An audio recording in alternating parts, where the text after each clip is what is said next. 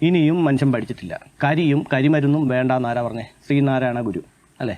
അതായത് കരി, ആന, കരിമരുന്ന്, വെടിക്കെട്ട്, എന്തിനാണ് ആവശ്യമില്ലാത്ത കാര്യങ്ങളൊക്കെ. ഇപ്പം മത്സരം കൂടി ഒരാൾ ആനയെ കൊണ്ടുവന്നു കഴിഞ്ഞാൽ അതിനേക്കാളും കാശ് മുടക്കി ഇപ്പുറത്ത് വേറെ 10 ആനയെ കൊണ്ടുവരണം എന്ന് പറഞ്ഞ പോലെ വെടിക്കെട്ടും അതുപോലെ തന്നെ.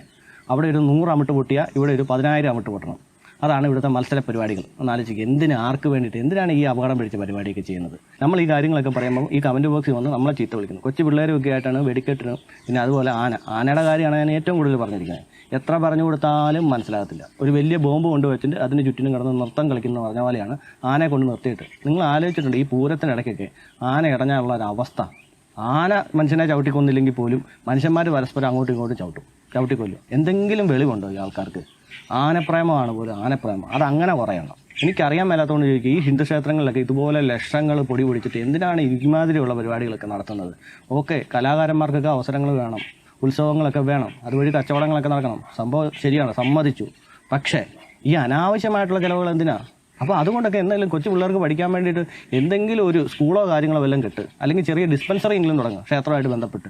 മറ്റ് മതസ്ഥരെ കണ്ടില്ലേ, അവർക്ക് സ്കൂളുകളുണ്ട്, ഹോസ്പിറ്റലുകളുണ്ട്. ഇവിടെ ക്ഷേത്രമായിട്ട് ബന്ധപ്പെട്ട് എന്താ ഉള്ളത്? ആകെപ്പാടെ 5-10 ലക്ഷം രൂപ മുടക്കിയിട്ട് ഇങ്ങനെ കുറേ വെടിക്കെട്ട്, ആനയെ കൊണ്ടുവരിക. എന്തിന്, എന്ത് കാര്യത്തിന്? ഇതില്ലെങ്കിൽ എന്താ സംഭവിക്കുന്നത്? ഉത്സവം നടന്നാൽ പോരെ? തലയ്ക്കകത്ത് തലച്ചോറെന്ന് പറഞ്ഞ സാധനം ഇല്ലാത്ത ചില ആൾക്കാർ ചോദിക്കുന്ന ചോദ്യമാണ്, വാഹനങ്ങൾ കൂട്ടിയിടിച്ച് ആൾക്കാർ മരിക്കുന്നുണ്ടല്ലോ, അപ്പോൾ വാഹനങ്ങൾ അങ്ങോട്ട് നിരോധിക്കുമെന്നോ? വാഹനങ്ങൾ എന്നൊക്കെ പറഞ്ഞാൽ ആവശ്യമായിട്ടുള്ള കാര്യങ്ങളാണ് എൻ്റെ പൊന്നു സുഹൃത്തുക്കളെ. അതുപോലെയാണോ? ഇവിടെ വെടിക്കെട്ട് നിർത്തിക്കൊണ്ട് എന്താ ഇവിടെ സംഭവിക്കാൻ പോകുന്നത്? ഒരു തേങ്ങായി സംഭവിക്കാൻ പോകുന്നില്ല. ആനയെ കൊണ്ടുവന്നില്ലെങ്കിൽ എന്താ സംഭവിക്കാൻ പോകുന്നത്? ഒന്നും സംഭവിക്കാൻ പോകുന്നില്ല. അതുപോലെയാണോ വാഹനങ്ങൾ? 100,000 കമൻറ്റാണ് വരുന്നത്. വിമാനാപകടം സംഭവിക്കുന്നില്ലേ, അതുകൊണ്ട് വിമാനം അങ്ങോട്ട് നിരോധിക്കുമോ? എന്ത് പൊട്ടത്തരാന്ന് ആലോചിച്ച് നോക്കി. അതായത് ന്യായീകരിക്കുക, വെടിക്കെട്ടിനെ ആന കൊണ്ടിരുന്നതിനൊക്കെ ന്യായീകരിക്കുന്നവർ ഈ വണ്ടത്തരം വിളിച്ചു പറഞ്ഞിട്ട്. കഴിഞ്ഞ ദിവസം കൂടെ ഞാൻ ചെയ്തൊരു വീഡിയോ ആണ്. ഈ വീഡിയോ കണ്ടോ? കൊച്ചു കുഞ്ഞുങ്ങളൊക്കെ ആയിട്ട് ആനയുടെ മുട്ടിപ്പോയി. ആന ഇടഞ്ഞപ്പോൾ കുഞ്ഞുങ്ങളെ തലയെ വെച്ചോണ്ട് ഓടുക. എന്താ അത്യാവശ്യം എന്ന് ആലോചിക്കേ. ഇവനൊക്കെ ശരിക്കും പറഞ്ഞാൽ ഒരു മാതാപിതാക്കളാകാനായിട്ട് എന്താ യോഗ്യതയുള്ളതെന്ന് എനിക്ക് മനസ്സിലാകുന്നില്ല. മൃഗങ്ങൾ പോലും ഇങ്ങനെ ചെയ്യത്തില്ലല്ലോ അല്ലേ? പൂച്ചകളൊക്കെ ചെയ്യുന്ന കണ്ടില്ലേ? ആ വീഡിയോയിൽ ഞാൻ പറഞ്ഞ ആദ്യം തന്നെ, എന്നാലും ഒന്നുകൂടെ പറഞ്ഞേക്കാം. പൂച്ചകളൊക്കെ എൻ്റെ കുഞ്ഞുങ്ങളെ പ്രസവിച്ച് കഴിഞ്ഞാൽ പല സ്ഥലത്തോട്ട് ഇങ്ങനെ മാറ്റി വെക്കും. എന്താ, ഒരേ സ്ഥലത്ത് തന്നെ കിടന്നു കഴിഞ്ഞാൽ മറ്റേതെങ്കിലും ജീവി വന്ന് ആക്രമിക്കുമെന്ന് ഭയന്നിട്ട് ഈ കുഞ്ഞുങ്ങളെ കടിച്ചു പിടിച്ചുകൊണ്ട് പല സ്ഥലത്താണ് ഇതുങ്ങൾ കൊണ്ട് വെക്കുന്നത്. ഇവിടെ ഈ മനുഷ്യന്മാരെന്നാ ചെയ്യുന്നത്? അവനവൻ്റെ കുഞ്ഞുങ്ങളെ എടുത്ത് തലയിൽ കയറ്റിക്കൊണ്ട് ആനയുടെയൊക്കെ മൂട്ടിക്കൊണ്ട് നിർത്തിയിരിക്കുക. എന്നാലോചിച്ച്, ആ ആന ഇടഞ്ഞു കഴിഞ്ഞാൽ എന്ത് സംഭവിക്കും എന്നുള്ള ഒരു വീണ്ടും വിചാരം പോലും ഇല്ലാത്ത മന്ദബുദ്ധികൾ. എന്തെങ്കിലും സംഭവിച്ചിട്ട് കുറുമ്പാണെന്നും മറ്റേതാണെന്നും മറിച്ചാണ് ദൈവത്തിൻ്റെ തീരുമാനമാണെന്നൊക്കെ അങ്ങ് പറഞ്ഞേച്ചാൽ മതിയല്ലോ. ഇവിടെ ഹിന്ദുക്കൾ പടക്കം പൊട്ടിക്കാൻ വേണ്ടിയിട്ട് ആനയെ കൊണ്ടുവരാൻ വേണ്ടിയിട്ടൊക്കെ ലക്ഷങ്ങളാണ് പിരിവ് എടുക്കുന്നത്.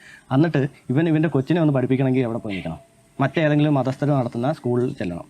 എന്നിട്ട് അവരുടെ മതപുരോഹിതൻ്റെ മുമ്പിൽ പോയിട്ട്, സാറേ ഞങ്ങൾക്കൊരു സീറ്റ്, എൻ്റെ കൊച്ചിനൊരു സീറ്റ് കിട്ടണമെന്ന് പറഞ്ഞ് ഇങ്ങനെ പോയി നിൽക്കുക. ഒന്ന് ആലോചിച്ച്, ഈ ക്ഷേത്രങ്ങളുമായിട്ട് ബന്ധപ്പെട്ട് ചുരുക്കം ചില ക്ഷേത്രങ്ങളിൽ മാത്രമേ ഉള്ളൂ. അല്ലാത്ത ക്ഷേത്രങ്ങളിലൊക്കെ ഇതുപോലെ ഇങ്ങനെ ലക്ഷങ്ങൾ പൊടിച്ച് കളയുന്നതിന് ഒരു കുറവുമില്ല. ഒരു സ്കൂളും ഇല്ല, ഒരു ഡിസ്പെൻസറി ഇല്ല, ഒന്നുമില്ല.